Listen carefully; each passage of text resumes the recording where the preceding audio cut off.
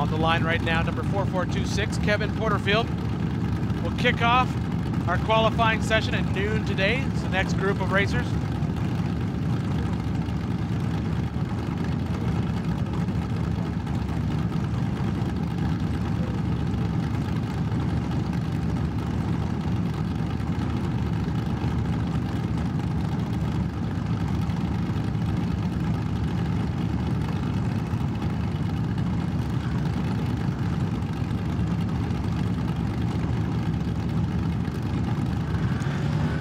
Okay, and here we go. Off the line is Kevin Porterfield, the 4426. And he's the first of this afternoon's qualifying group. Fast through that short course over that jump. IFS. Just look at the way he takes into that banking.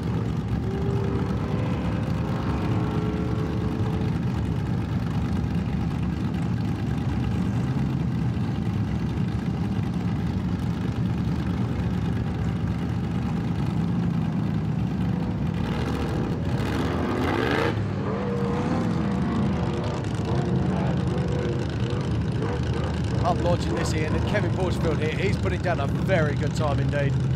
This is looking quick. It is a blistering fast pace. You can see as he heads up into that 4 Wheel Parts rock section, no hesitation, rolls right up over the top and out the backside. That's what we've seen our leaders do all day. But we know where that magic point is. Another few hundred meters yet. We'll see what he can do as he comes out round the back of Short Bus. This seems to be where everyone, if they lose time, this is where they lose it, and then there's that turn. That turn has bit a few drivers. I'm looking forward to seeing Tom Ways come through this section. Oh, I'm so excited to see Tom Ways come through this section.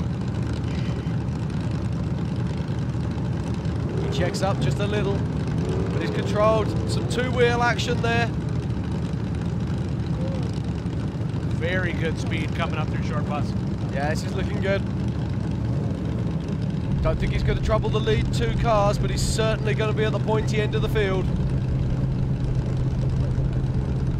Now I'm intrigued by Short Bus. We've just seen the last couple of cars come down there, and they're taking a lot more care than some of the previous drivers we have seen. I mean, we're seeing, look, Kevin Porterfield here, he really checked up there. He's lost a lot of time here. So is that course changing? Have some rocks moved across? What's happening? I honestly think it might be the sun. If you look at where the sun is in position when they come up that hill over the top, I think they're cresting that and they're going from straight shade to full sun instantly. That'll shock you when you're in that car, especially with a visor. You get glare across that visor, you can't see anything. You just got to come over that top and figure out where you are once you crest it. Indeed. He looked very fast on the first part of this course, but he seems to have been checking up a little bit on the second part. So it'll be interesting to watch his time. As he comes around to the Jeep Arch, he's already at nearly 240. So it just goes to show he lost a lot of time there on the back of Short Bus.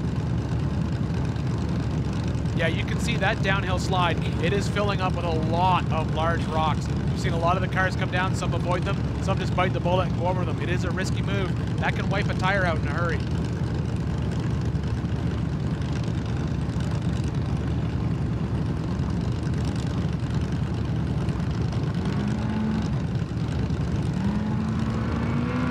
And here goes Mitchell Thorpe, 127, leaving the line now. A slight hesitation, and then a full throttle assault into the first jump.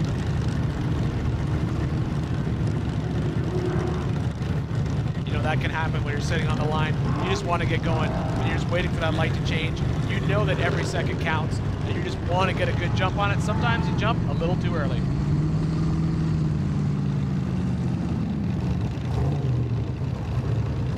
Sort of changed his mind as he arrived at that bend. He kind of wanted to go high, and then he kind of wanted to go low, and the seconds just sneak away. You can definitely see the difference between the solid axle cars and the IFS cars as they work through that short course.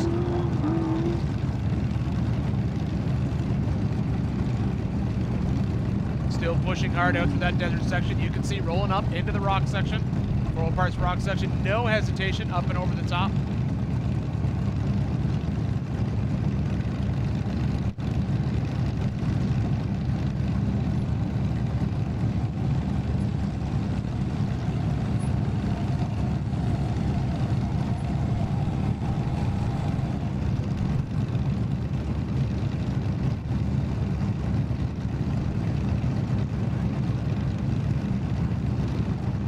Mitchell Thorpe coming around to the back of Short Bus now.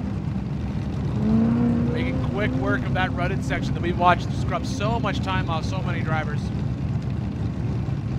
Going to be interesting watching coming down the far side of Short Bus. We were just talking about it a minute ago. We saw the previous car really checking up. Lost a lot of time. This area here still looks good, but it's just here. They all seem to be checking up here. Is that rock move maybe? There is. There's a lot larger rocks that have pushed out onto the course. You can see it there. You get offline there. So you got to commit to hitting that rock. Now, yeah, I'm just watching that bit there where you just see him turn to the side and drop in. And I'm wondering if some of the other guys are going to start pushing hard and come down through the centre of that.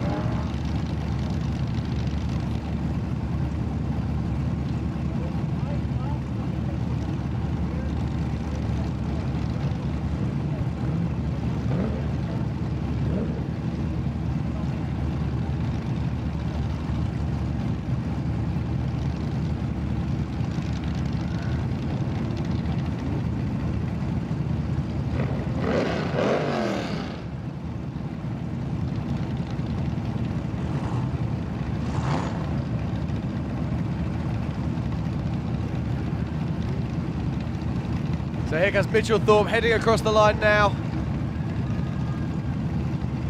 A nice clean run.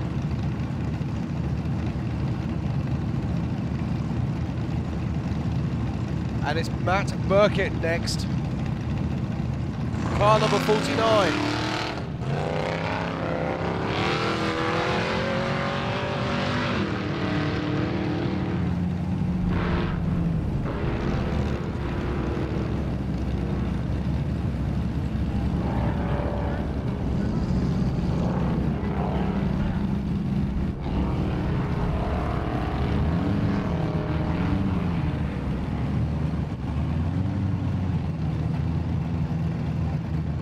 Matt Burkett heading around the second bend, working his way up towards the next jump and the four-wheel parts rocker section.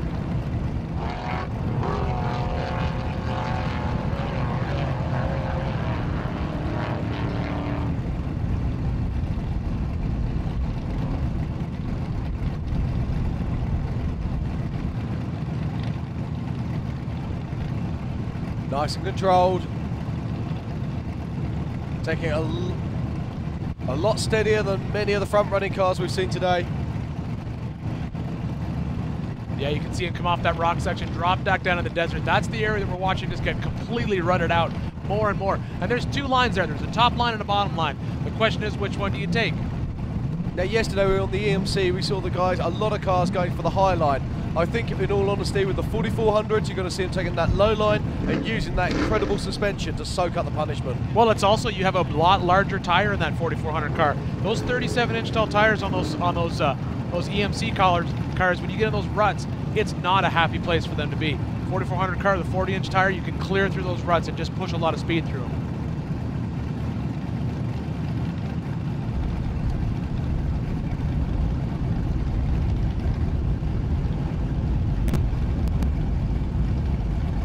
Coming on the backside of Short Bus, this is exactly what you were saying before, Jim. You can really see how guys are like slowing down in this section of the course. We saw our leaders push incredibly fast. Just watch this bit here though. Right, now, can he go straight on here?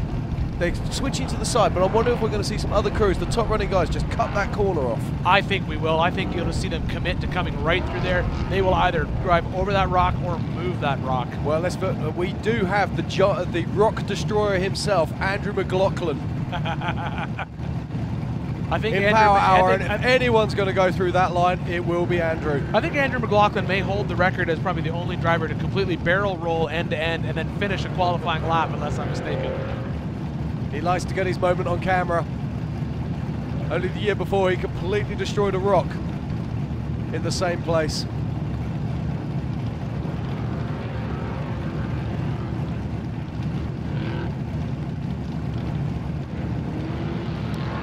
As Matt Burkett crosses the line.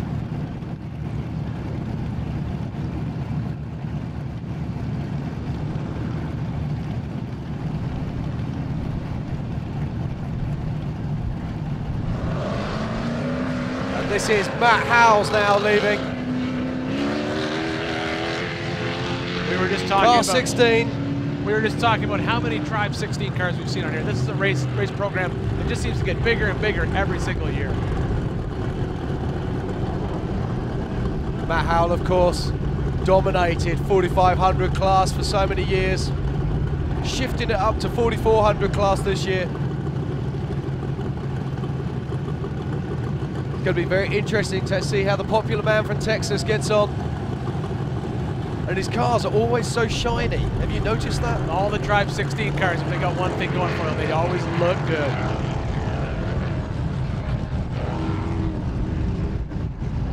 Adam Shearer and that crew definitely know how to prep a car. They prep multiple cars for this race, all different classes.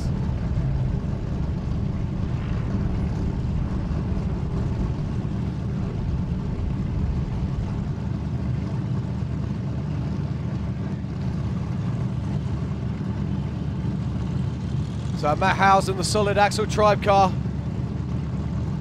Looking sharp, looking fast. Again, not going to trouble the leaders, but he'll just be wanting to get a good start position for the main race.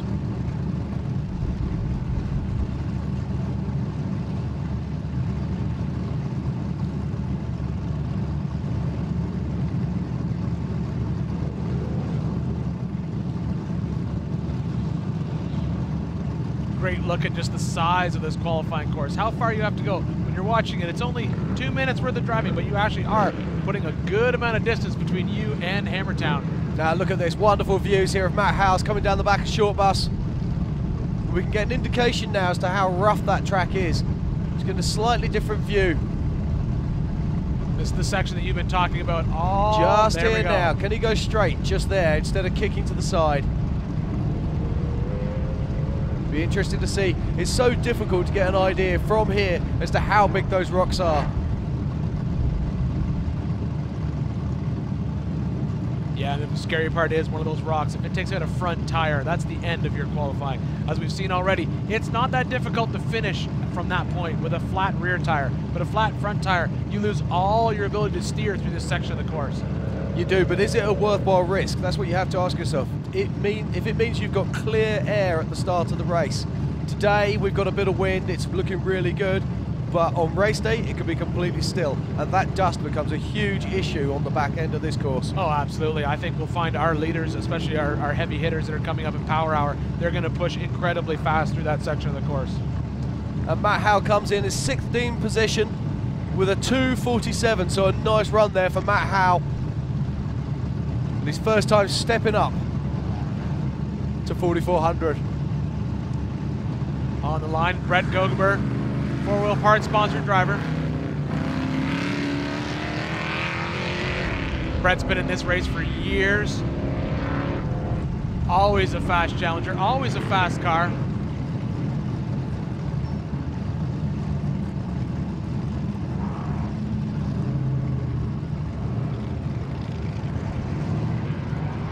Exactly what we were talking about before, how for at one point in time a lot of the IFS cars got to be rather large cars. This is a big car when you see it out on the course. It is. You go to the garage and look at it and it just seems to be epic in every scale. But we saw Greg Adler earlier today in one of these very big IFS cars and he put it into the top 4. So let's see what Brent can do.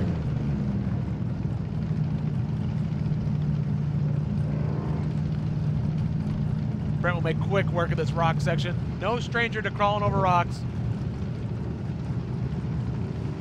Slightly more conservative pace than others we've seen today.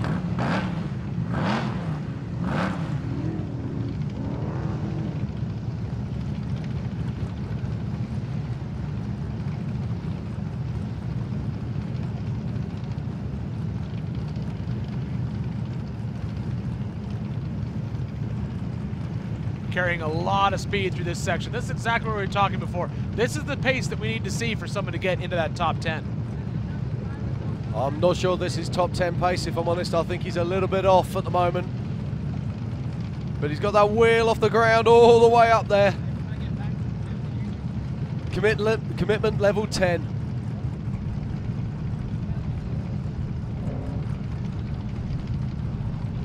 So a huge slab of rock there get pushed out of the way as he makes his way down through. This is what we were talking about before, this downhill section. You can see Brent taking a slightly different line, hitting a couple of those rocks instead of avoiding them. But did he make up enough time?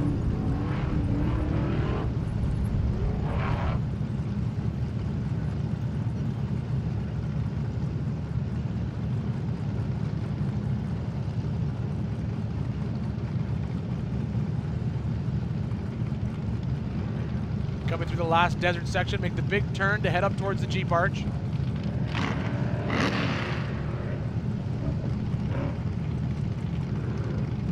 He's going to be inside 3 minutes, but only just. He's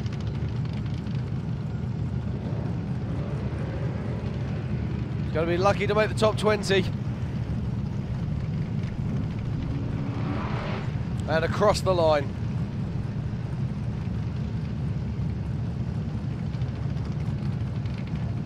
Brent Gogenberg currently in 18th place. That just sort of shows you how fast our top 10 are. And next off the line is car 85, Daryl Gray. Solid axle, Jimmy's frame. Take that first corner very wide. Those solid axle cars, if they get caught in that first section of ruts that have grown so deep, they can definitely throw them around in that first corner.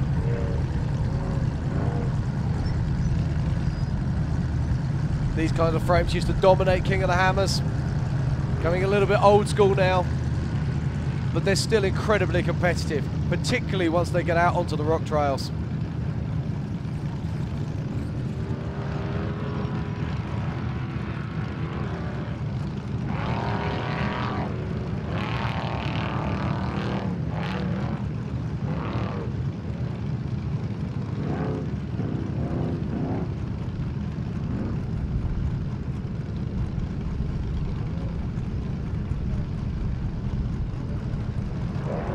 Watching Daryl Gray heading up through the four-wheel parts section. Got a nice pace here. That solid axle car making quick work of the rocks.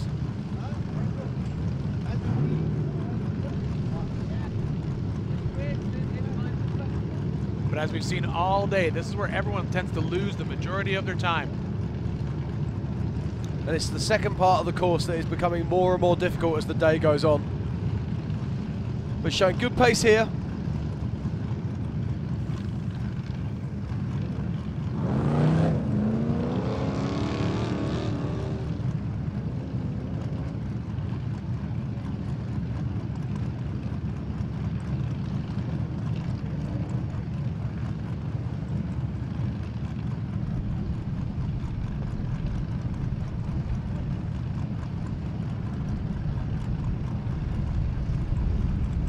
Pace coming down. Oh, there we go. Yeah, gets it all over shape. Well, like you said before, can you go straight? Yes, but as we just saw, it costs you.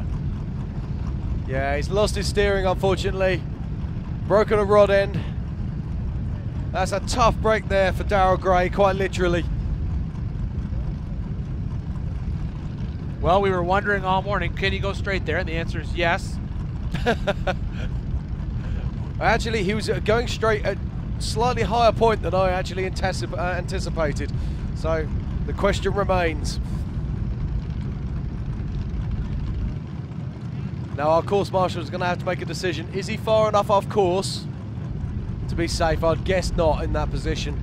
So we're probably going to have to take a few minutes here just to get him recovered. Yeah, that's definitely not a spot where you want to have a car when you've got guys coming down, especially with the drivers that we've got still coming up. Indeed. This will be a difficult recovery. When you lose a steering link like that, it's almost impossible to control that car. Yeah, that wheel's flapping around. There's nothing you can do. Put in as much effort as you like, it's still not going where you want it to. You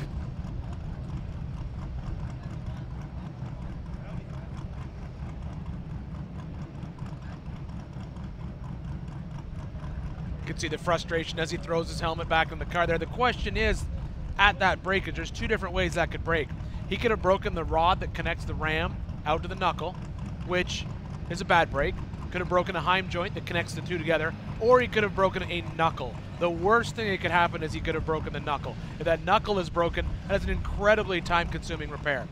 Yeah, looking at the way it was flapping around there, I'm fairly confident it's going to be a Hyam joint that's gone off the steering. These recovery crews are absolutely fantastic, so let's see what they can do.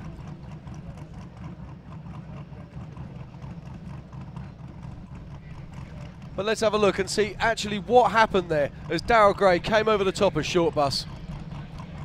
This is exactly what we're talking about. You come down, you just get a little bit offline, and then he is thrown into the rocks. Right there, you can see that rock completely went in. You can see that front end flopping around. I don't know. I think it may be a knuckle. Oh, that's a big hit. But it was interesting. It was the way he hit the first set of rocks that then set him on a journey that he couldn't alter. Absolutely. At the very least, that has broken that link that connects that hydraulic ram over to the knuckle. The problem is, if it's only just, as you said, a Hyam joint or the actual connecting tie rod, when you fix that, what else has happened? You've obviously stressed the hydraulic ram. Is there a chance that you may have bent the steering cylinder? If you've bent the steering cylinder, if you've bent it slightly, you're not going to know that until probably about mile 100 tomorrow, or rather on Friday, as you slowly bleed fluid out of that system. It's just one of those things. How much do you fix? Do you go in and, ideally you want to go in and you want to replace everything? Maybe even the axle housing. Who knows how badly it's been hit. We also have to think about the fact that now there's going to be debris chucked onto the course. So Donald Fisher is going to be off the line very shortly. He's not going to know too much about what's going on here because he's looking the other way at the moment. Maybe his guys will be on radio comms to him, but I'll guarantee you this, that course is not going to look the same as when he pre-run it this morning. Oh, absolutely not. He has. We have thrown rocks completely out into the race course. That race course is completely changed now. Okay, while our course marshals here fix Daryl Gray's car and remove it from the race course, we're going to take a quick commercial break and then we'll be back with more action from the qualifying for the 4400s at the 2019 Nitto King of the Hammers, powered by Optima batteries. 4WP is more than a store. We're truck and Jeep experts and have been for over 50 years. From wheel and tire upgrades to full custom builds, 4WP has you covered. Whether you want to order the best parts online or shop in store, do the work yourself or get it done by a pro, all roads lead to 4WP. Do your rig right. Shop online or find your store at 4WP.com.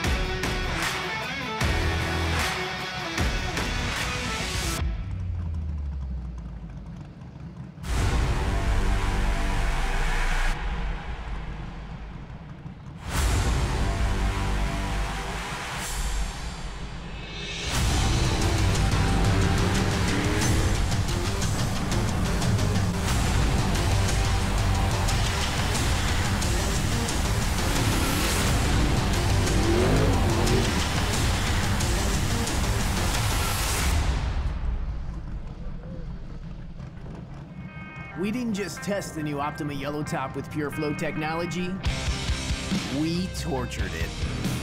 King of the Hammers is 181 battery-killing miles of relentless, unforgiving hellishness. It's one thing to call yourself the ultimate power source. It's another thing to prove it. The all-new Optima Yellow Top with PureFlow technology with up to 3 times the battery life. Unsurpassed performance built to fit today's vehicles. Optima, the ultimate power source.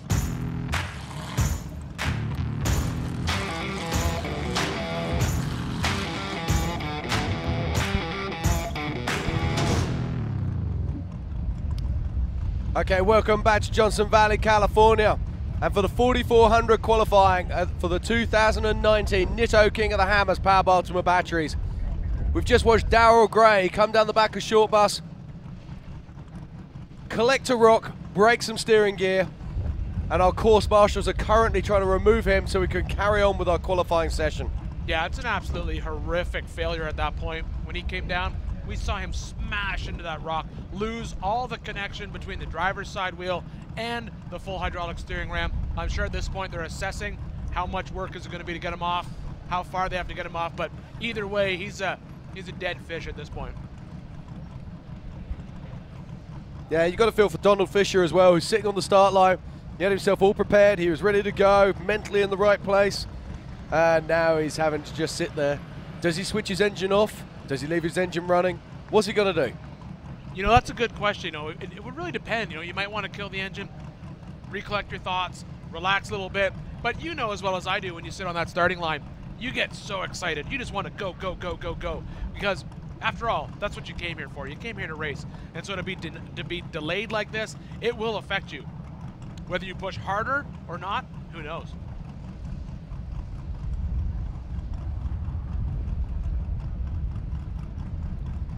This could be a difficult recovery for these guys, so I'm wondering if they're actually going to just remove him to a safer position in the course so we can carry on our qualifying. Still got a lot of action here to come this afternoon. Let's not forget at 4 o'clock we've got Power Hour. All our previous Klings are going to be racing, plus a whole host of other very, very good drivers in some of the very best cars. Yeah, the bigger issue here when you're trying to get this car off course is, yes, he's got a bad qualifying position, but he is still going to race. But sometimes, if you don't get that car back to your pits in a correct manner, you will do more damage, more work for your pit crew, more work for you, more parts you have to put on that car. What could have been just a Heim can turn into much more if you don't get it off the course correctly.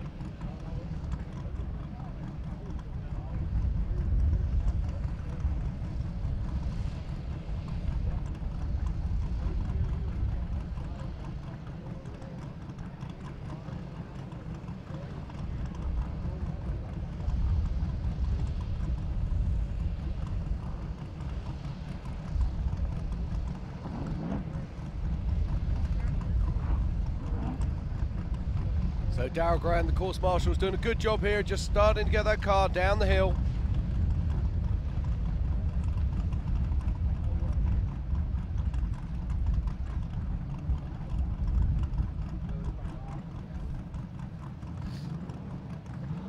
All right, Jim, I'm just hearing from part of his pit crew. Part of the problem that he had was right out of the gate, he lost his brakes. That's why he came over short bus so hot, was carrying so much speed on that downhill grade. The smart solution or easy solution, get that truck into low range, but that's going to cost you so much time and so much, you might as well not even try and qualify at that point. So I think his goal was just to hope, pray, get down that hill. Obviously it did not work. That's got to be a very scary moment. Let's not forget these boxes have automatic transmissions. Or should I say these cars have automatic transmissions. So it's very difficult to use engine revs to control them. So it's a brave guy who comes over the top of short bus there, still with that kind of speed.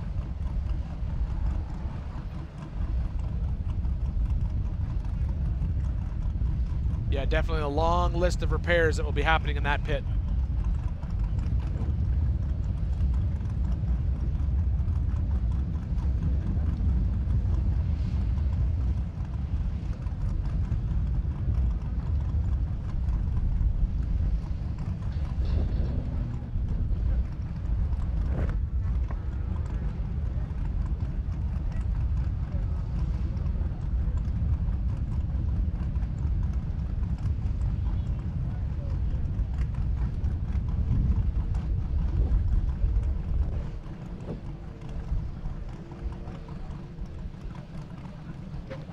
All right, a lot of action so far today in 4,400 qualifying. Let's take a quick recap of a look at our leaders so far. Still sitting in first place, Brian Crofts, 2:21, followed by Cody Addington, 4 seconds behind him with a 2:25. After him, Jeff McKinley with a 2:27, Greg Adler with a 2:28, Michael Bergman, 2:29, Marcos Gomez with a 2:30, Dan Fresh, 2:32. Eric Miramon, 2:36, Kyle Wickman, 2:38, and Kenneth Goodall, 2:39.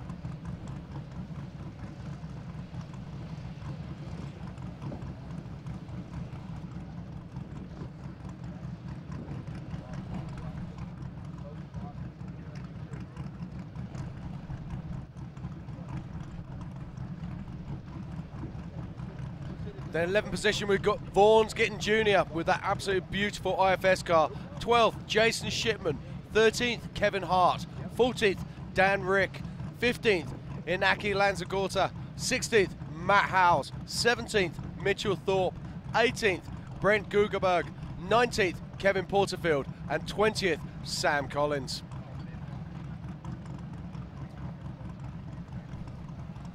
'21st position is Jason Waits. 22nd, Jimmy Hoare. 23rd, Scott Pfister. 24th, Matt Burkett. 25th, Jake Yeoman. 26th, Brian McVeigh. 27th, Eric Wicks. 28th, Jeremy Brown. 29th, James Speeney. And then 30th, Travis Cook.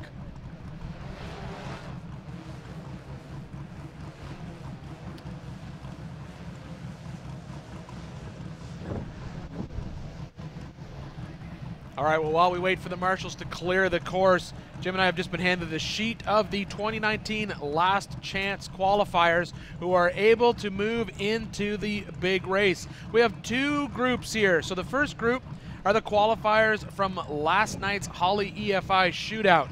So those drivers that earned a spot in the main race are William Stewart, Anthony Yunt, Kyle Hathaway, Adam Ringer, Matt Holt, Josh Harris, and Cody Wagner. It's fantastic. Cody's also going to be running in the qualifying later on today in his 4400 class car. But going forward from LCQ today, we've got Scott Pfister, Jake Yeoman, Brian McVeigh, Eric Wicks, James Sweeney, Tim Press, and Aaron Patrick. So congratulations to those guys, and we look forward to seeing them lining up on race day.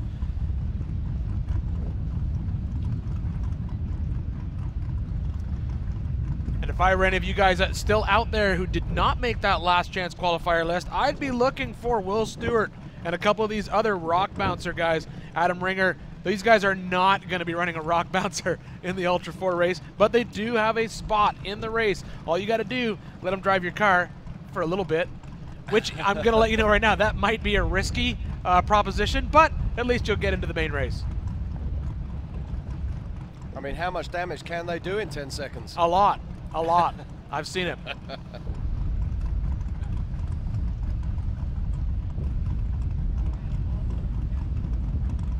Okay, so we're watching Daryl Gray's car there.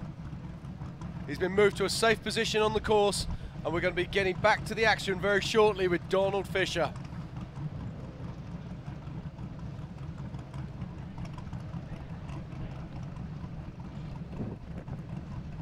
You can see them in the car getting back into race position, getting ready to have some fun out there on the course, tightening up those belts. Just waiting for the starter to give them the nod, and they'll be hitting that course.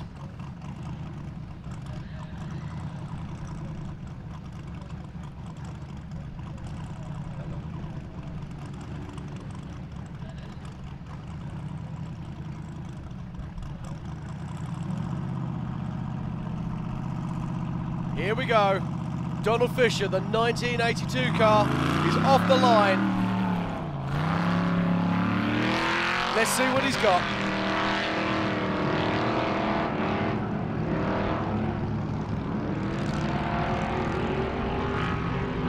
Absolutely attacking that short course.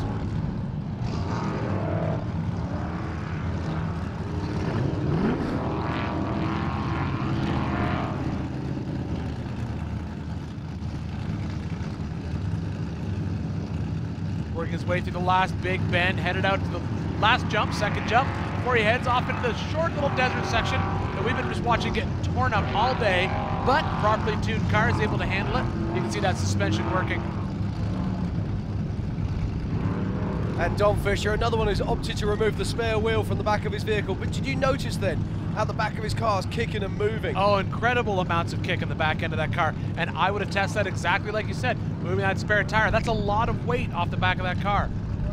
It is. It affects the trim of the vehicle, and I think that's exactly what we're seeing here. Oh, big kick there. Taking the high side on that little section that we've seen the EMC guys take all day. Keeps them out of those ruts. Now, let's not forget, we've just seen Daryl Gray come off the far side of short bus, hit those huge rocks, and he sprayed the far side of that course with medium-sized debris. So what's Donald Fisher going to find when he comes over the top? Is he going to be able to avoid it, or are we going to see another problem? Yeah, hopefully he'll be able to come down the backside of this course good and clean. I still agree with you, though, Jim. I think when we see the Power Hour guys line up, I think they're going to be cutting every single one of those corners. Every corner is a few seconds, even tenths of a second, and they all make a difference.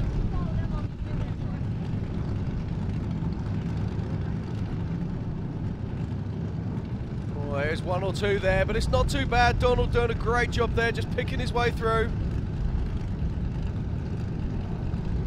Gets caught sideways. You can see that one. We can't see it because it's lost the shadows on the far side. There's obviously a big hole in front of that one rock. You can see it kick that car hard left when he hit it.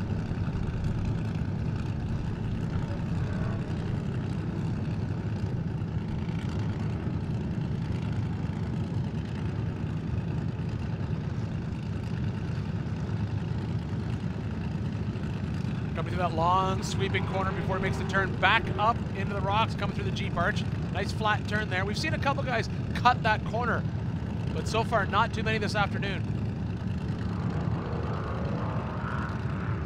So here comes Don Fisher heading towards the finish line now. And it's a tidy run from Don. He'll be pleased to get it out of the way. Edwin Ave on the line.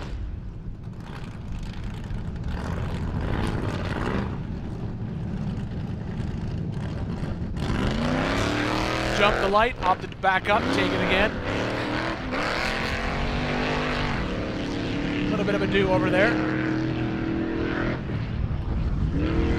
It's worth noting if you're a racer, this is done on a timing loop. So long as you don't cross that timing line, your time will not start.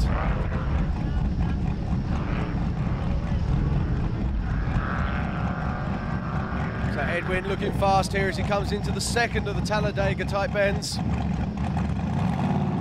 And those are starting to cut up quite badly now. Yeah, I think we'll notice it more with the solid axle cars as we see tear in there. Those are deep, deep ruts. Still making quick work of that desert section. There's a perfect example we were talking about just a few seconds ago. You can see the back end of that car staying low, staying on the ground, not kicking up high.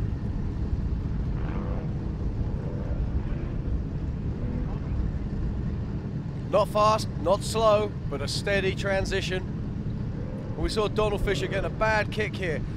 You can see the rocks starting to show through the sand where the cars are tearing it away. Well, the more and more cars that we get through that section of the race course, you're just going to see it getting more and more torn up. You'll see some drivers take an alternate line. You'll see some drivers just bear down and tear through it. It's those cars that really bear down and tear through it, the ones that are prepared to take the risks. They're the guys that are going to get close to our two current leaders at the moment, Brian Cross and Cody Addington.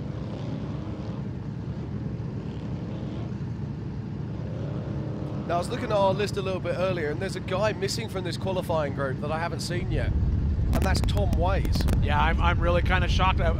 You know, maybe he's in the pits, maybe he's working on the car, maybe he'll come out and qualify a little bit later. No questions asked. That's somebody that I am dying to see back on course. I was so happy to see him back racing again this year.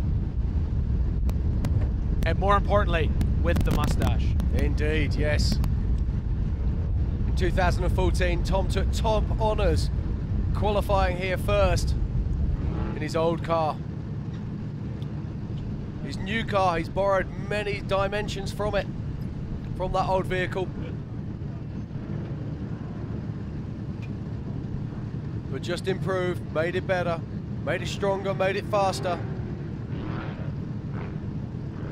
There's one Edwin Ave coming up towards the end of his run. Making that long sweeping turn, cutting up into the Jeep arch, climb a little hill here. Under the Jeep arch, you got 3 lines to choose from.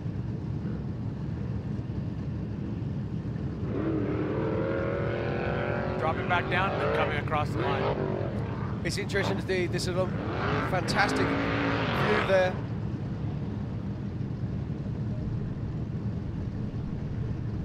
As we're watching Mike Fegans, 929, getting ready to launch from the line. can't go wrong with a Scooby-Doo themed car as far as I'm concerned. It's the Mystery Machine. New and updated.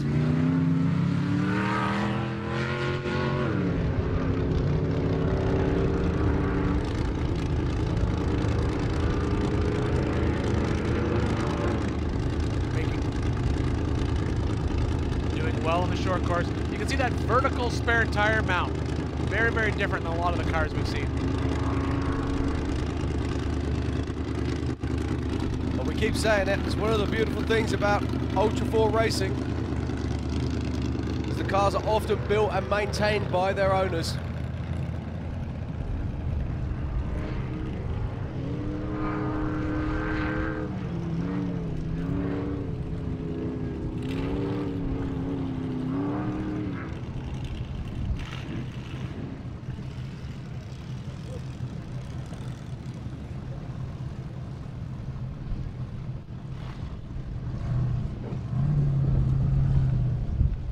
Watch Mike Fegans heading over the four-wheel parts rocks. Ah, there's some great images here, Ian. You can really see how cut up that course is getting now. As Mike Fegans makes his way out towards the back of Short Bus. Pushing hard through that section. We've said it before, we'll say it again. It's just, you can actually see it right there. It's just getting absolutely torn up.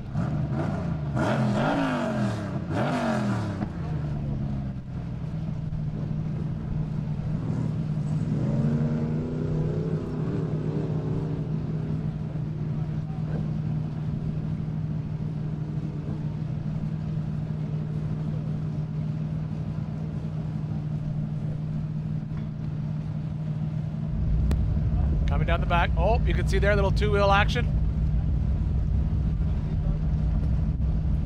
Picking his way through. You can see right there, that's where we went off course not too long ago. Avoiding the big rocks. Shortcut, shorting that one corner. Cutting a little bit shorter. This is where I still think there's a shortcut capable, but he makes his way around. And as Mike Fegans works his way around the bottom of King Hill and heads up towards the Jeep Arch. Now we've seen multiple lines through this desert section. We've seen guys take it really wide, carry a lot of speed, guys cut the corner, but then have to drop back into those ruts. I'm wondering if we're going to see someone do a crazy cross cut there later on. Oh, I'm sure we will. Exactly. I'm looking for the markers. I'm looking to see for those tapes. As Mike Fegans comes down through the Jeep Arch, Rick Waterbury is lining up on the line. Always fun to watch Rick race. Yeah, he puts it all out there on the track, and it's going to be great to see what he can do.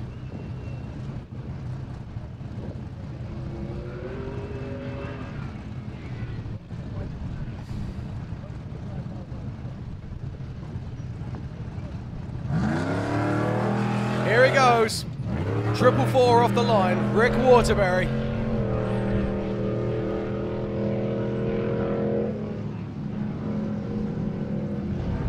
Now I'm expecting a fast time here, Ian. What do you reckon? Oh, I think is he going to break the 2-minute 40?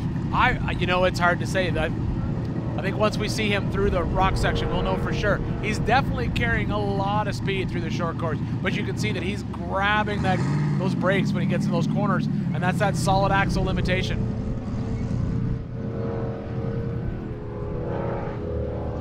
But definitely moving through the course, no questions asked. Car reacting well to the ground.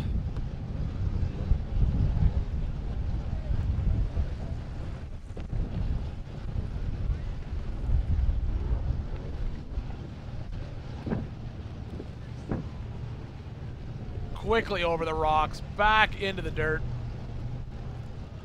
Taking the low line, staying in the ruts.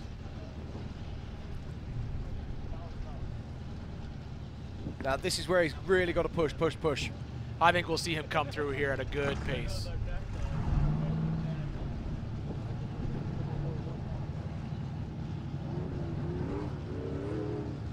That's not bad at all.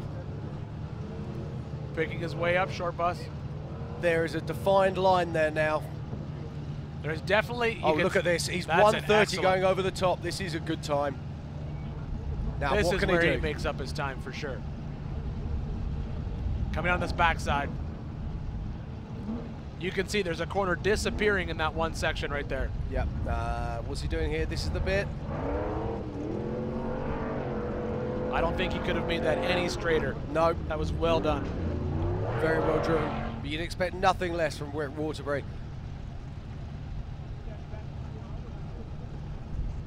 Once again into that inside line, very smart. But you lose a little bit of time with that secondary kick on the left there. Whereas the other guys can still be accelerating if they take that lower line. Oh, look at this. Fantastic images here. This is fast. It's not going to trouble our leaders, but it's certainly going to get him inside the top 10 by the looks of this. Solid run there from Rick Waterbury. Rick Waterbury currently sitting in 5th position with a 2:29.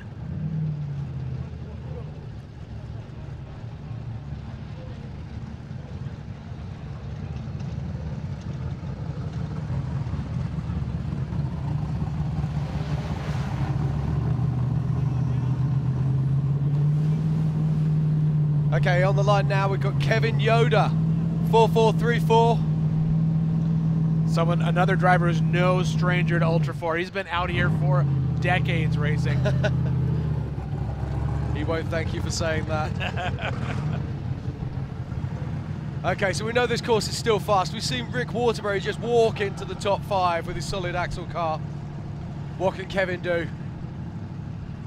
Yeah, that finish position proves that our Power Hour contenders will definitely be able to make up a lot of time. Indeed they will. Let's not forget Power Hour starts today at 4 o'clock as Kevin Yoder powers off the line.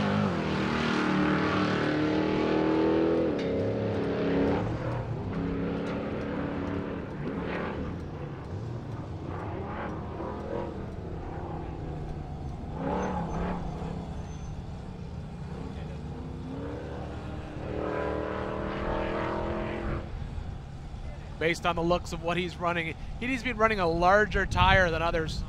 Looks to be possibly a 42.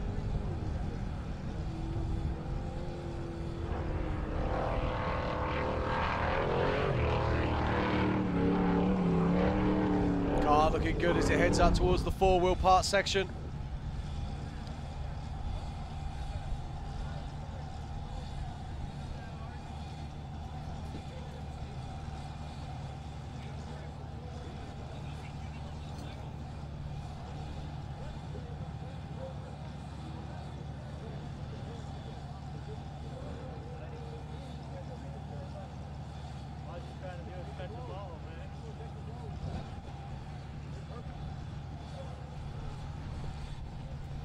So here comes Kevin Yoder now on the far side of the run. Oh, this looks quick. He's carrying a lot of speed through there.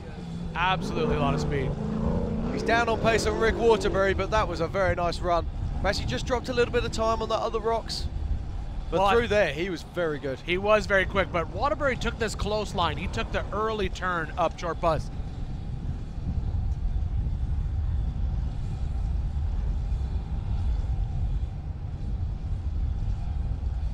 And we saw Rick so smooth down through this section.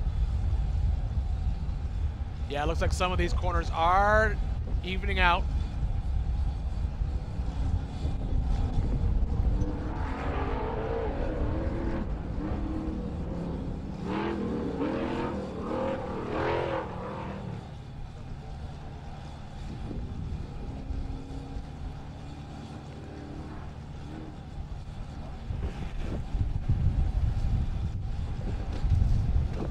Carrying a lot of speed.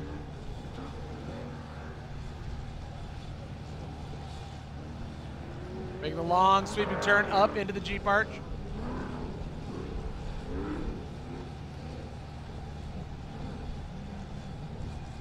And he'll drop down. He'll definitely be under the 3-minute mark. It's amazing just how those half seconds here and there just push you further and down. Makes a huge difference on a race course this short.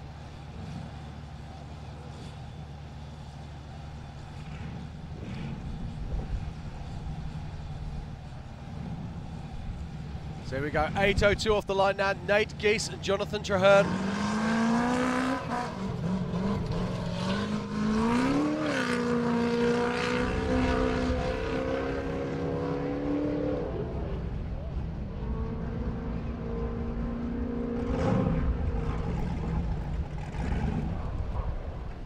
And these guys are rounding out this qualifying session.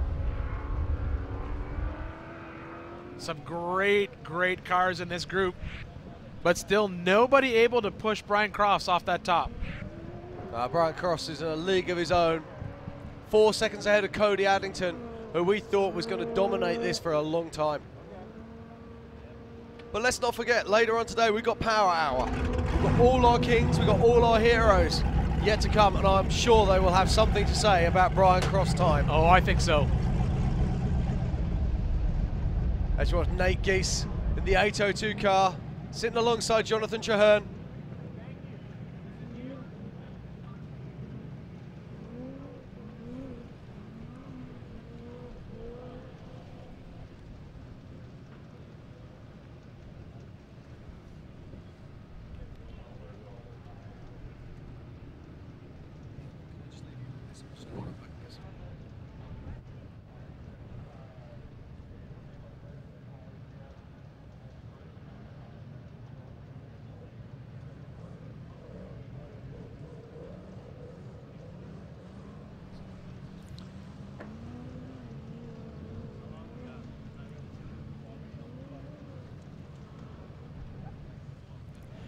Coming up over the top, short bus, dropping down the backside.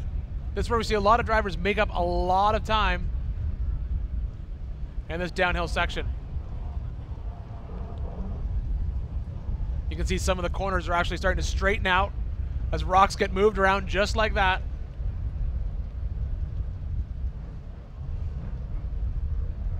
But it's also getting incredibly dug out back there. Drops back down onto the desert floor. There's a few lines here. We see a wide line and a narrow line. The wide line lets you carry speed through the dirt up to that hill that'll climb you up to the Jeep arch.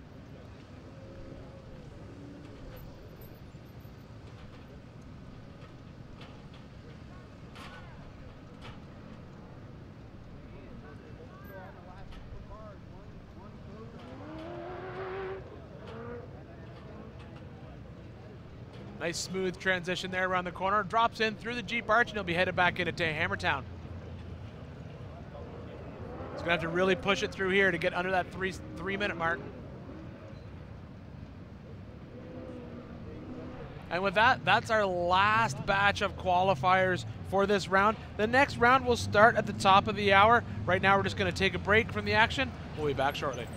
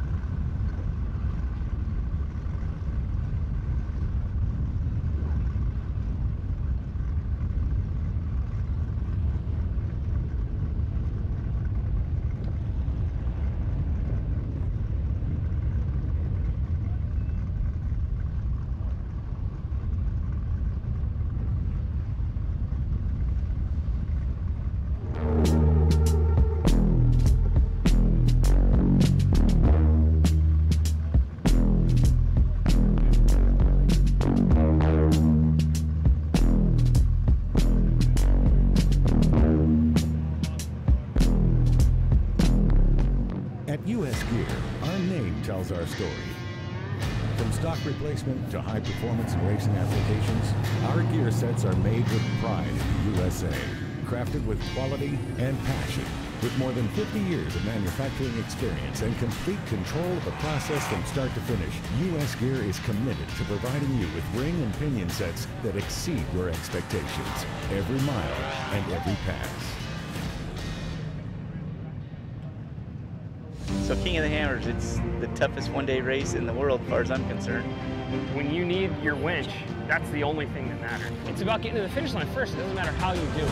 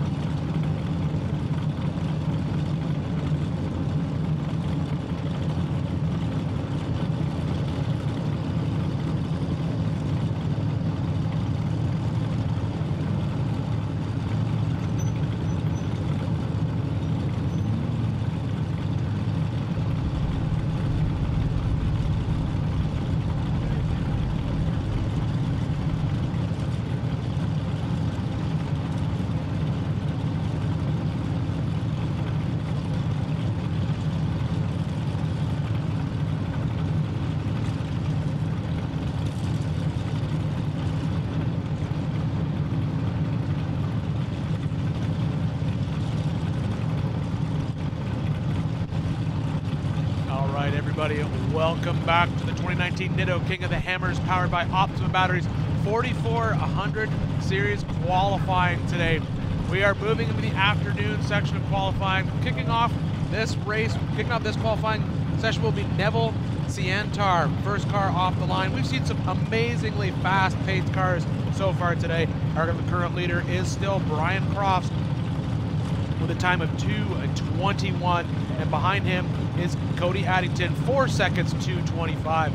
I'm sure this afternoon we'll see the Power Hour crew come in and possibly push them off that podium, but right now that's the fastest pace we've seen so far.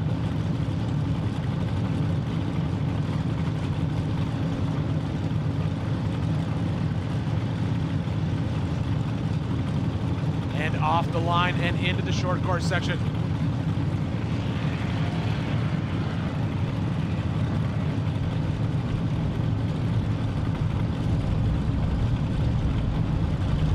Our international drivers here competing at King of the Hammers all the way from Europe. Neville pushing hard through those long sweeping bends.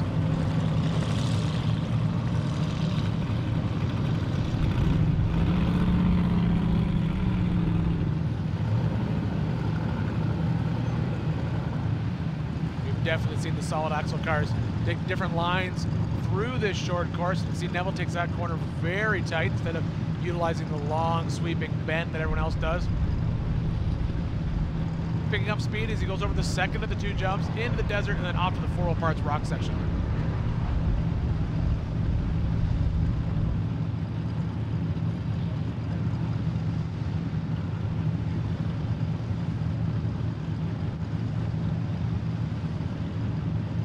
carrying a good amount of speed up into the rocks.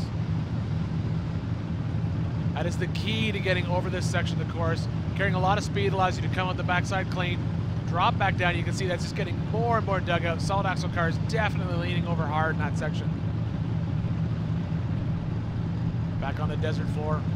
More and more cars that travel through here tear this section up, making it harder for the rest of the drivers to compete, but Neville seems to be carrying a good amount of speed.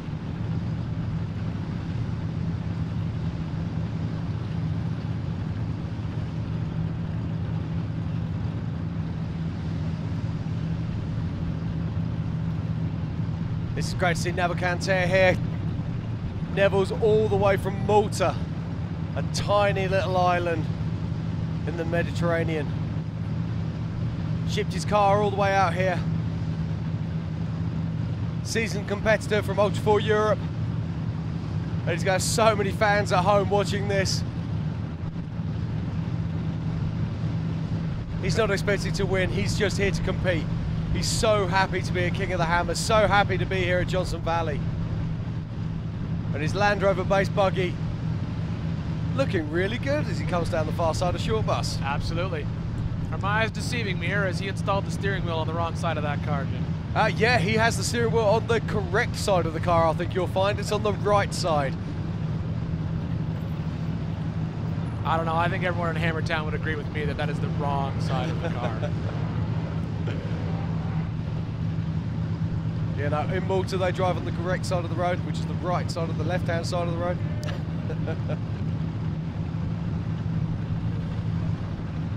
Neville's got a big crew here with him this week. And his family as well.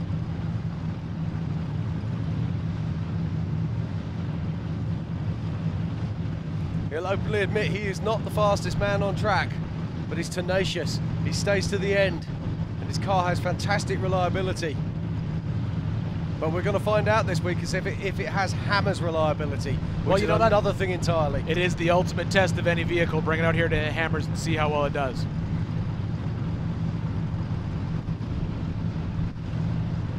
It crosses the line. It's great to see.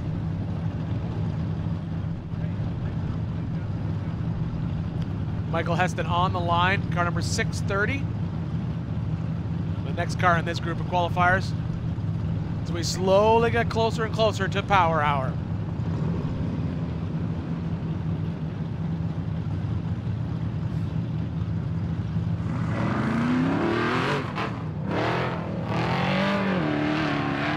Very easy to spot that Miller chassis. It's a great looking car, this. All the Miller frames look so purposeful on the track. And they are so successful here.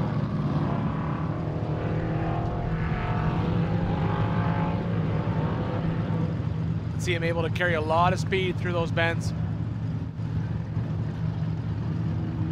I'm liking the look of this, Ian. This looks very nice indeed. It's incredibly fast paced for a solid axle car. It is. Do you see his co-driver there just going, yeah, thumbs up. Brilliant, nice work there, good teamwork. Yeah, there's no question that Miller Motorsports crew has definitely figured out the suspension geometry, correct shock valving, tuning for all of their chassis. Their cars do very well out here. Quick work of that rock section, very quick work. It's a very fast pace. Now look at this, we know roughly where the pace needs to be. This is the crucial section. What can Michael Heston do?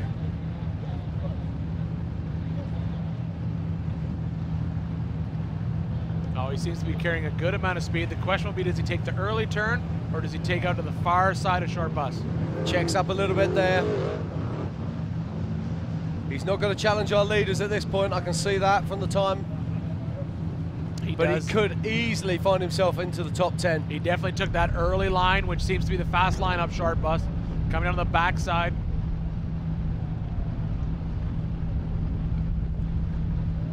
But this is a very good qualifying course. There's not any area where you can relax. You've got to attack, attack, attack. See, so throwing those big rocks out the way. Excellent move down the backside of Short Bus, carrying a lot of speed into the desert section. Although I'm guessing that he's lost a little bit of speed there on the back of Short Bus. Just looking at the clock. Certainly don't think he's going to challenge our leaders, but like you said, he is on pace to have a very good finish. He is. Oh, he's certainly looking at a top 10 here. You can just hold it together. Oh, big jump down the hill. And into the final bend. Beautifully done there by Michael Heston.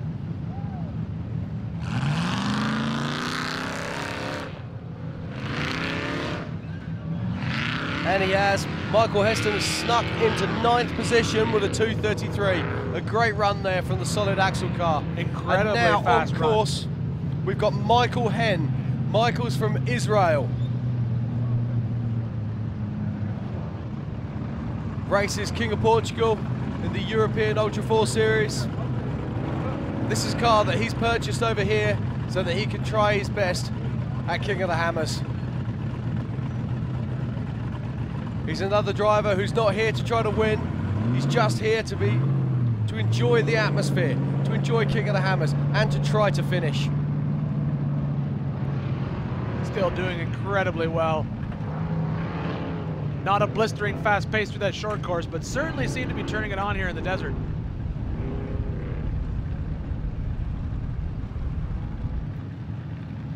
And this is the first time these guys will have seen rocks like this.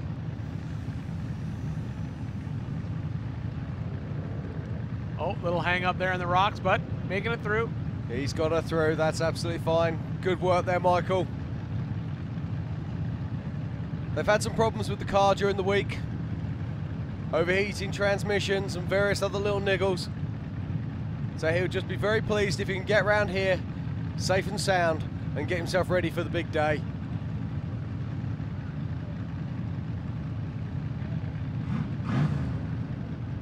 He'll be getting lots of support from home. Big rock crawling community in Israel. Definitely different terrain than what he's used to back home, though.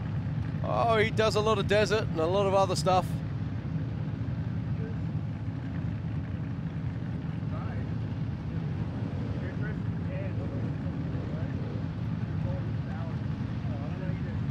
Slowly picking his way up, back up, short bus.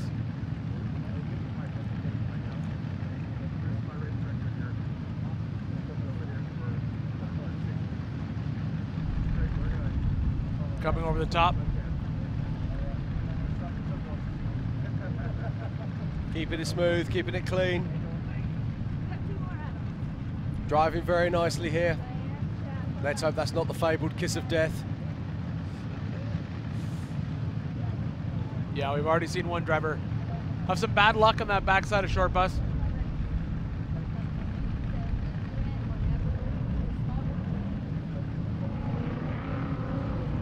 But it looks as though Michael Henn's gonna have a clean run down the backside of that hill.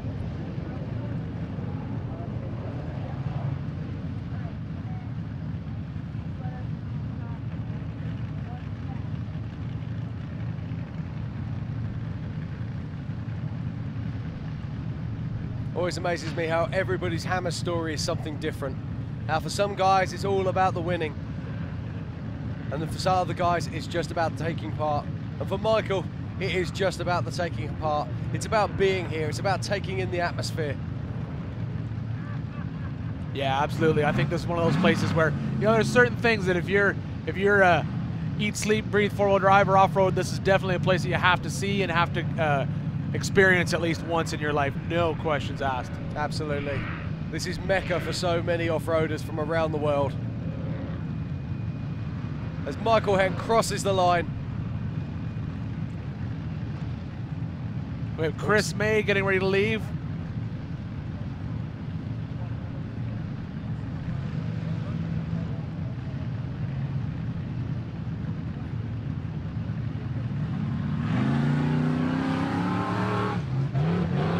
Chris May, another one of our seasoned competitors.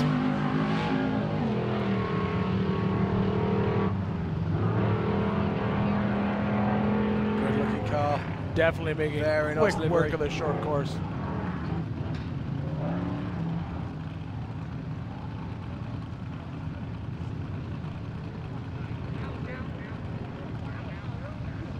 well poised, looks well set up.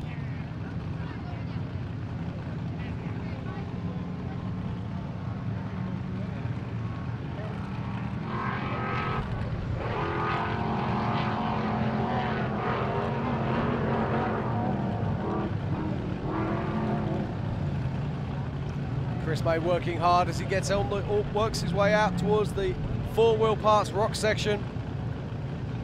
Carrying a good amount of speed easily through that. Up over the top, down the backside, and then back into the desert. Those Maxxis tires kicking up rooster tails of dirt.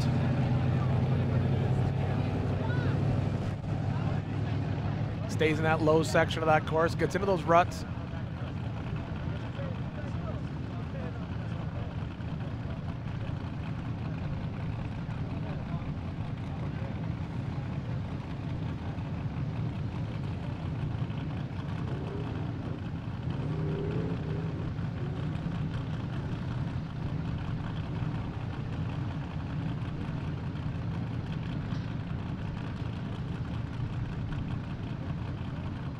Not a bad time here from Chris May.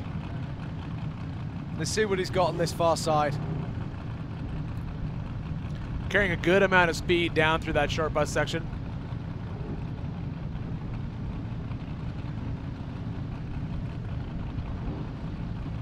But once again, we can see it's just getting torn up down there.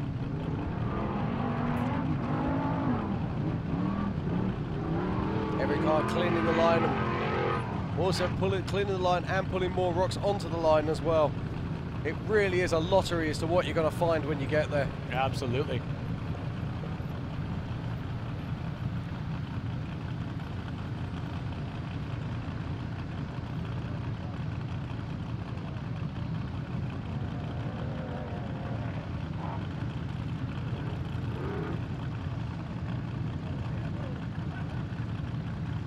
Back through the Jeep Arch and down and into Hammertown.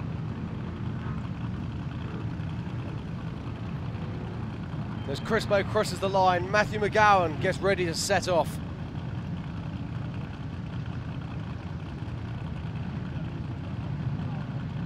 So it's the 44.09, Matthew McGowan leaving the line and heading out onto this qualifying course. Let's not forget why we're here today.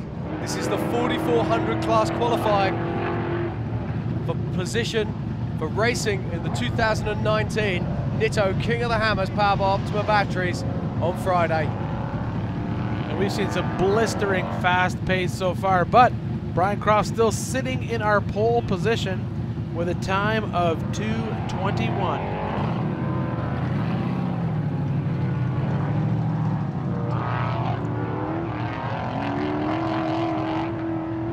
Jimmy chassis of Matthews working very well. You can see the wheel frequency rates there. Great shots.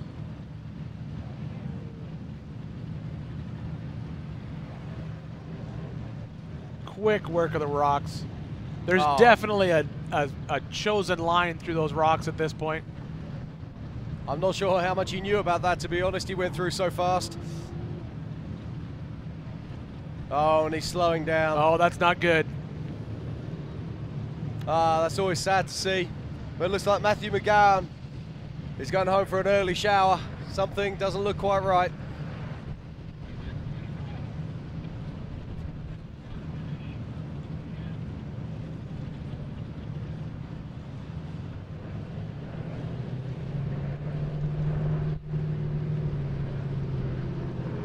Matthew McGowan waits for the tow truck of shame. We look at Mike Boo sitting on the line waiting for his time.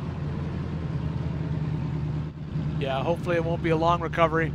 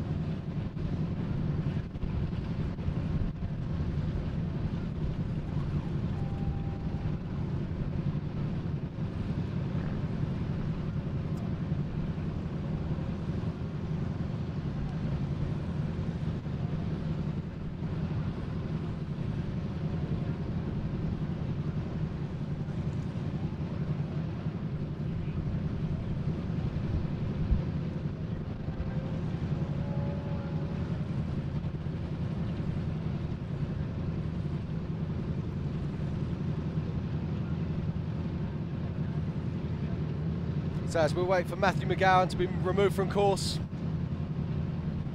we look at Mike Boo, and that is Tom Ways' old car, which was, of course, Jason Shearer's old car before that.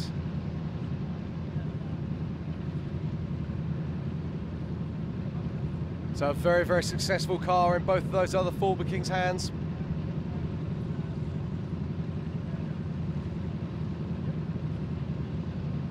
Oh, hello, Matthew McGowan's back running again.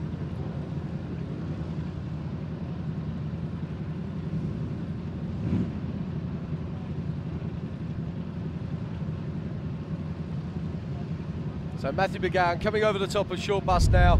We don't know what the problem is, but it's great to see him running again.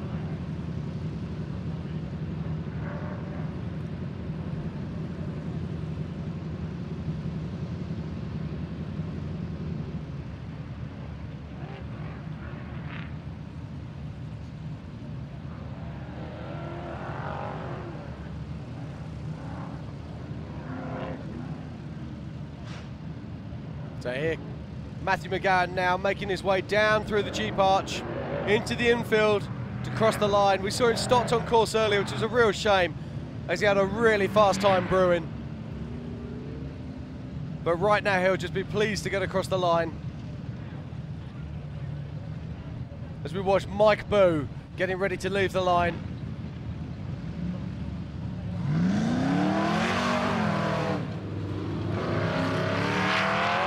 Tom Waits' old car. It was Jason Shearer's car before that. So this, the machine, has some serious pedigree.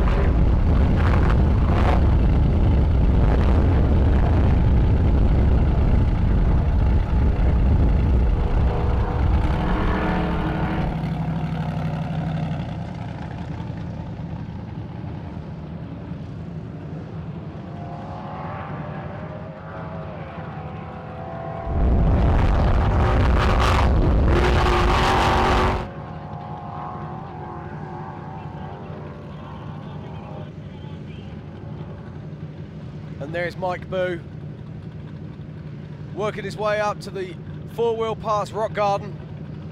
Let's see what he's got for us. Oh, he makes short work of that. That car with its very low centre of gravity, picking those off with absolute ease.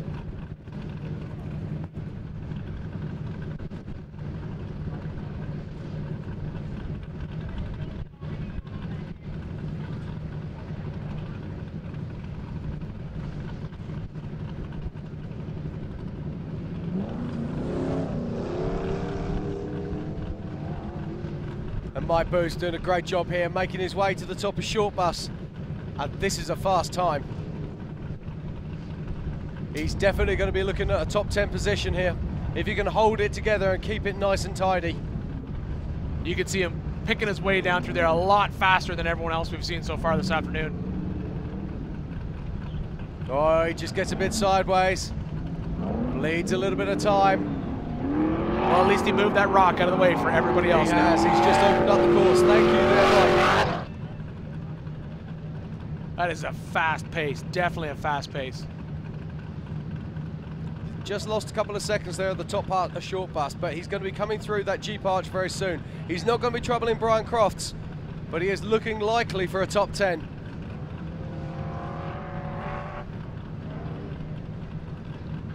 One wheel in the air. Excellent turn. We do love a bit of commitment, and Mike Boo is giving us plenty of that.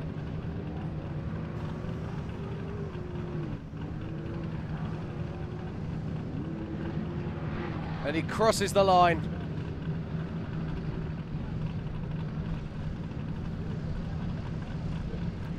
And Mike Boo comes in with a 2:33 in 9th position. So a great run there from Mike.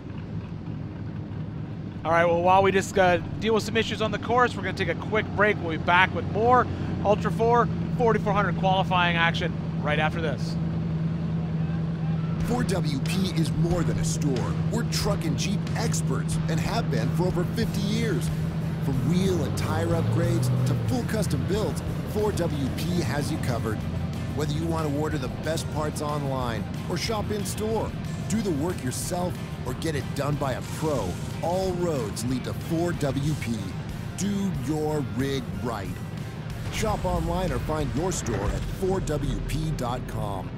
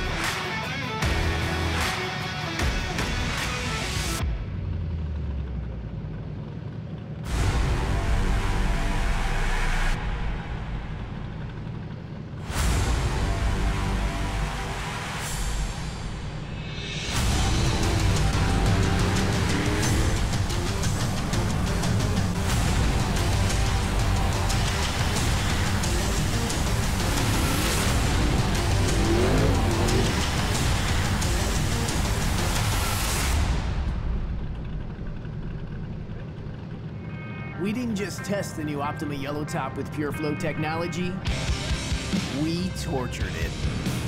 King of the Hammers is 181 battery-killing miles of relentless, unforgiving hellishness. It's one thing to call yourself the ultimate power source. It's another thing to prove it. The all-new Optima Yellow Top with PureFlow technology with up to 3 times the battery life. Unsurpassed performance built to fit today's vehicles. Optima, the ultimate power source.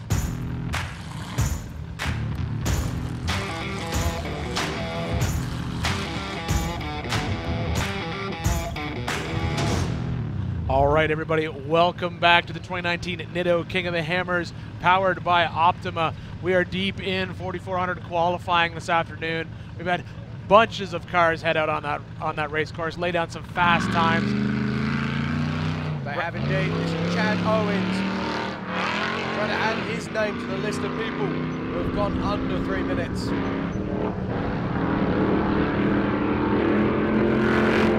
Definitely attacking that short course section.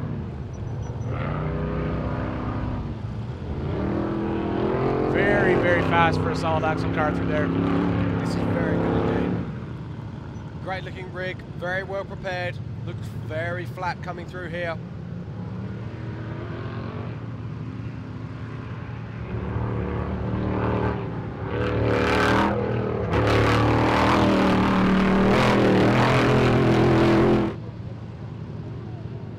Very fast pace for that desert section. So he heads up into the 4-wheel parts rocks.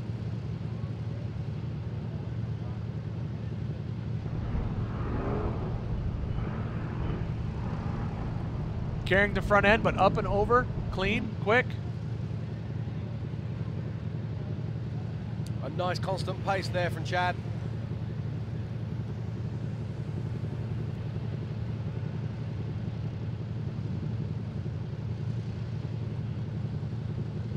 Well, let's see what he's got up through this section. We know that this is the section where you can lose and make so much time. We can see him making good time through there. The question will be, does he take the... Yes, takes that first turn up. Ian, do you think that bottom turn's getting slightly easier now that there is actually a berm there to turn against? You know, it just sort of depends if you can see the berm or not. If you can see that berm, you can use it. But sometimes if you don't catch it in time, it'll end up throwing you onto that far right-hand side of the car, which can put you on 2 wheels. Indeed. And look at Chad coming down through short bus here. This is good pace. Very good pace. Piloting that car very well indeed. That's one of the faster cars we've seen through short bus recently.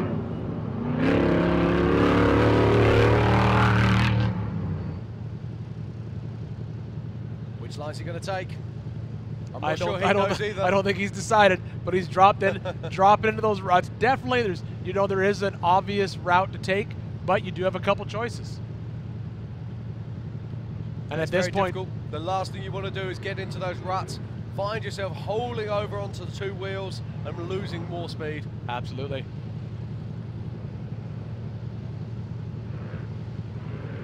Drops down through the Jeep arch, pushes hard back into Hammertown. This will definitely be a fast pace. I think he's going to be outside of top 10, unfortunately, but it's a very good time all the same.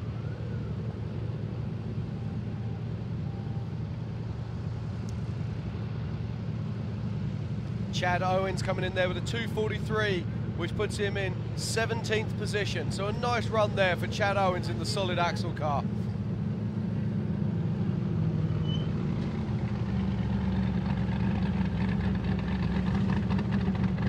And every minute that ticks by brings us another minute closer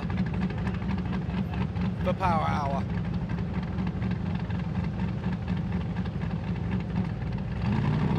You know, we've definitely seen a lot of fast cars today, and as we've said before, Power Hour is going to be the one that we've all been waiting for. We're going to see the who's who of this sport come out, push hard, and we're going to see if that back end of Short Bus gets a little bit more straight than the curves we've seen so far. But I think, you know, Brian Cross laying down that blistering fast time that has really held up for most of the afternoon, which is pretty impressive considering that's one of the first times he's been in that car. Absolutely. But as we wait for these next few cars to go out, it's worth looking at who we've got coming up before Power Hour. There's some fairly big names here. We've got Jason Blanton in that huge big block engined IFS car. We've also got Casey Curry in the Trophy Jeep. Casey's always good to see. Won his class in Baja this year in that very same vehicle and was incredibly fast last year, unfortunately breaking an A-arm, which actually put him out eventually. Alex Wacker's going to be coming out as well in the Tribe car, which is always good to see, and Cody Wagner in that amazing Armada built full IFS vehicle. Also, let's not forget that we now have Tom Ways being added to Power Hour as well, which is who we were been looking for. We just got confirmation he's being pushed down into Power Hour, so it'll definitely be worth watching him in that race. Yeah, who's not excited to see Chris, mate? Yeah, to see Tom Ways. I mean, Tom Ways just gives us everything, doesn't he? It's either guns and glory every millimetre of the way.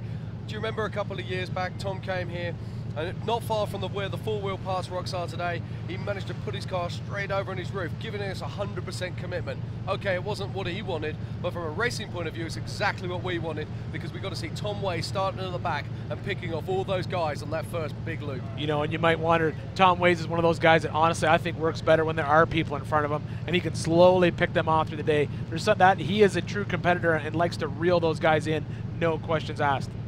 Absolutely. And before Power Hour, we're also going to see Jordan Pellegrino in that brand new car. We were speaking to him about that earlier. I'm very excited to see that. But we've also got Nick Nelson. He's in another Dragon too, but this thing's putting out 950 big block horsepower. Just wow. Yeah, that's definitely a driver worth watching, and now that he's in that car, it'll definitely be interesting to see what happens. Indeed. He came second at Reno this year, and I know he's going to be really happy to be back here at Hammers.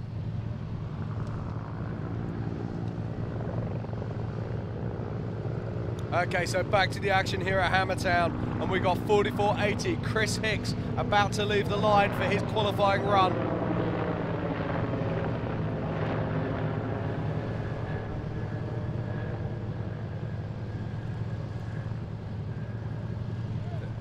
So many great looking cars here. And here's another one as Chris Hicks leaves the line for qualifying in the 4400 class. Nice and flat off the line around that corner into that first jump.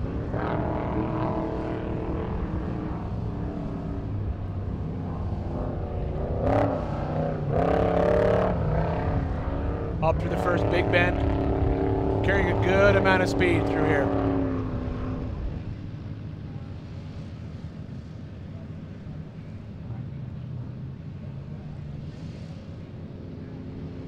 Absolutely chase him through that corner, up over into this last jump where he heads out into the desert section.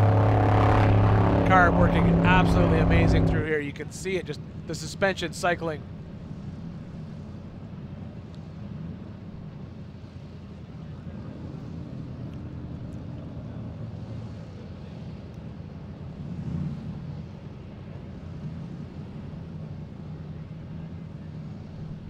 quick work of the rocks.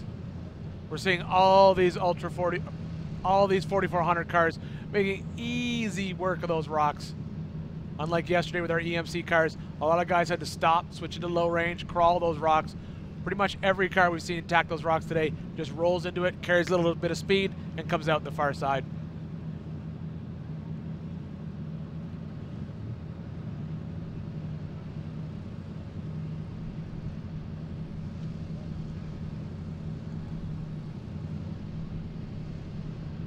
Looks like we have a little bit of an issue here. He's come to full stop.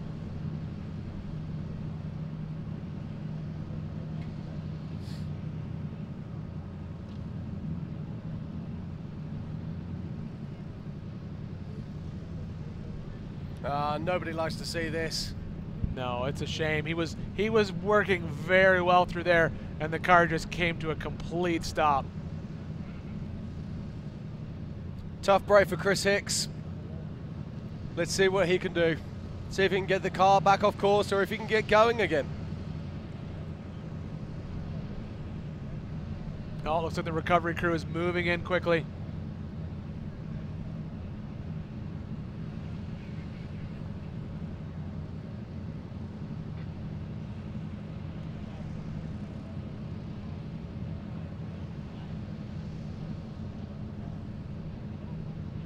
A little bit of communication there, trying to decide whether he needs to be towed off course.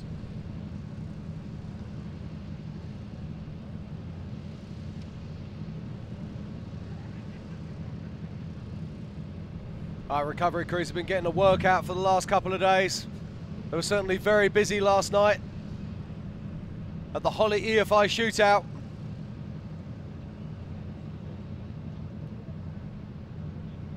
As the rock bouncers threw everything they had at those huge hills.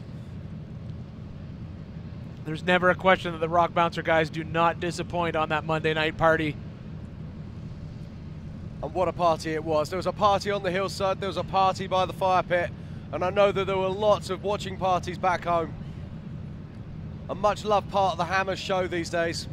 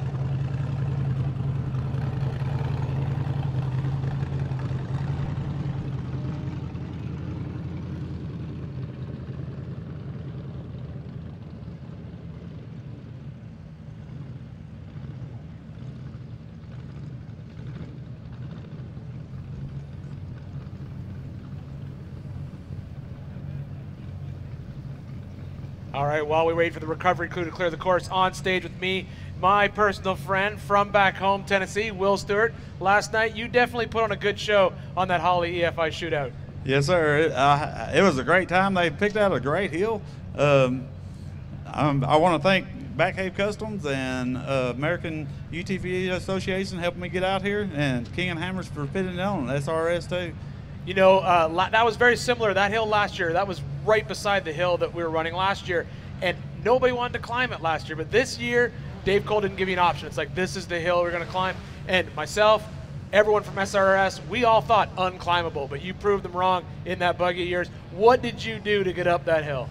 Oh, I seen the line when I first started. I knew I could just jump. My buggy suspension is so superior, I knew I could just hit it straight on and jump right up the top of it and jump the whole obstacle. There was no question. You hit that thing on that far right-hand side, wide open throttle right out of the gate, very different than everybody else. But that's standard rock bouncer style, right? Oh, yeah. We just have a good time. 19 seconds out the top. I think that's an amazing time, certainly faster than anybody else. You did a great job, Will. Thank you, Ian. All right, we'll see you back home, my friend. Thank you.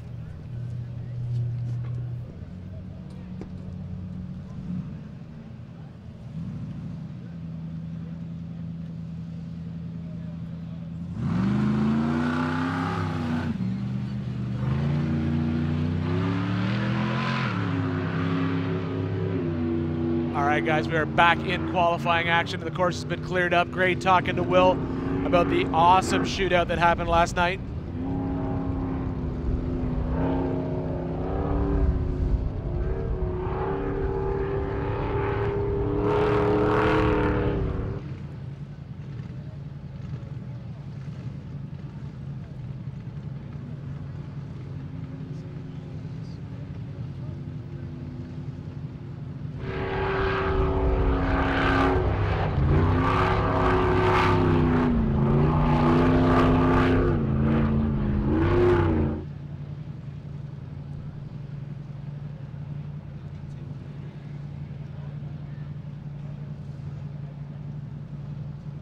Quick up into the rocks. No questions asked. Solid axle cars making quick work of those sections, but the IFS cars also shining through there as well.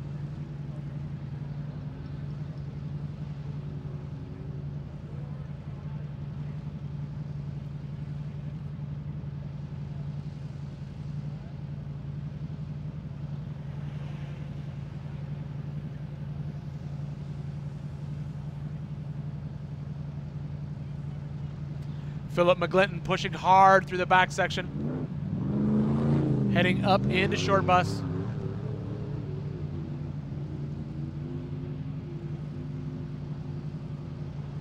Oh, big hit through there. Carrying it up on the two wheels and then up over the top.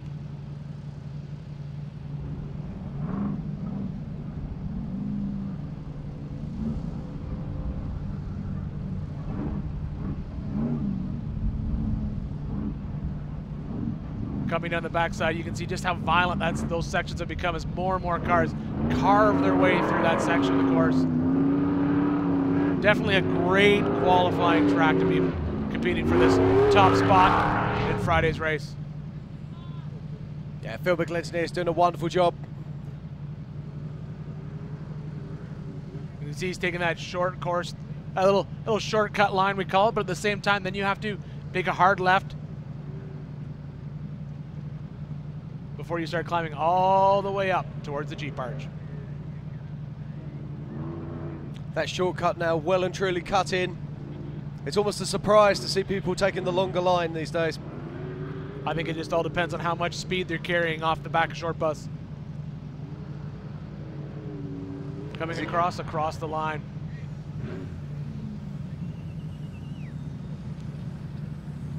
And next is 456 Chad Hunt.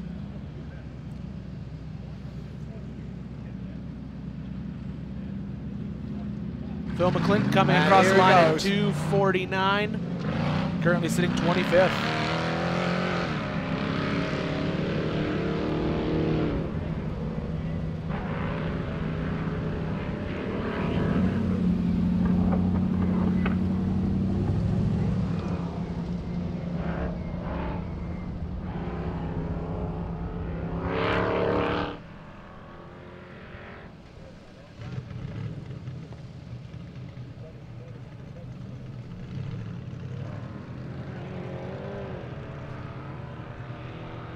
Pushing hard through that second jump, then out in the desert.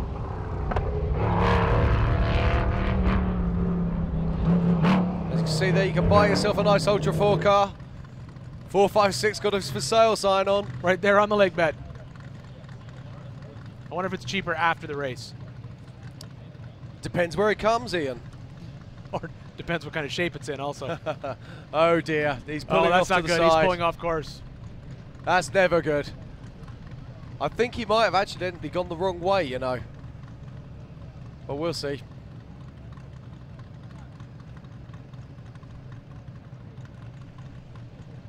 No, that looks fairly final. So bad luck there for Chad Hunt and the 456 car.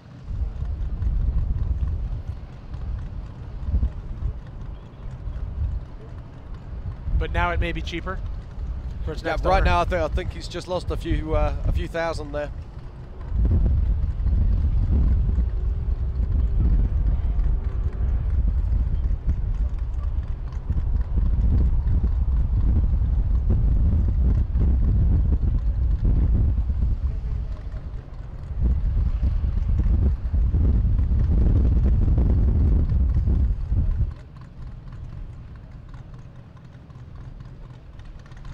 All right, on the line right now, Dustin Eisenhower getting ready to leave.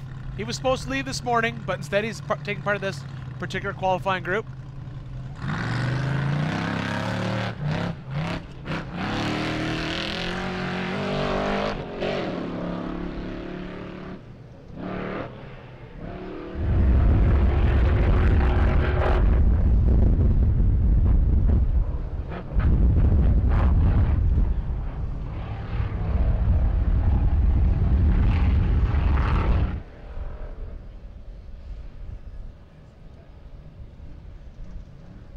Pushing hard to that second turn. You can see those cars using that bank to their advantage, carrying a lot of speed. They got the second jump out into the desert.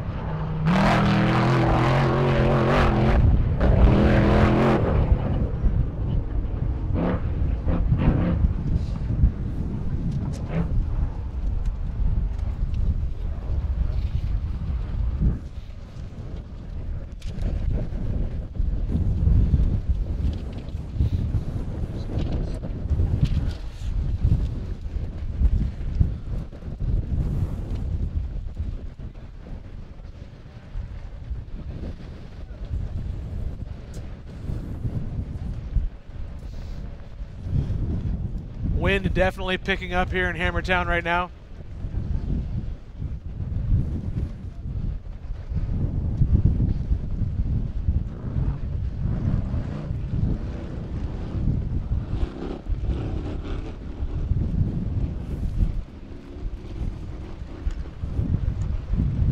Coming up short bus, taking the long ride, up over the top.